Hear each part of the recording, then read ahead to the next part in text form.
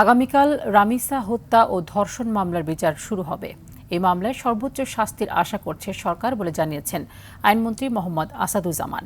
সকালে ঝিনাইদহের শৈলকুপায় এক অনুষ্ঠানে তিনি এই কথা বলেন। এ সময় তিনি আরও বলেন, এক সপ্তাহের মধ্যেই পুলিশ চার্জশিট দিয়েছে।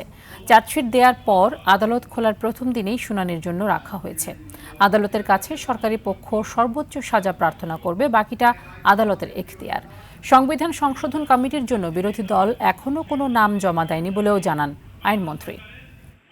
স্বচ্ছতা ও জবাবদিহিতা,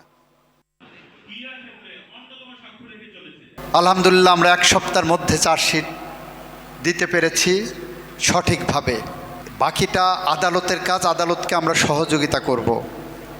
আদালত চার্জশিট পাওয়ার পরেই আগামীকাল কোর্ট খুলবে, আদালত খুলবে, সেখানে প্রথম দিনেই এই মামলাটার গুরুত্ব বিবেচনা করে শুনানির জন্য রেখেছেন।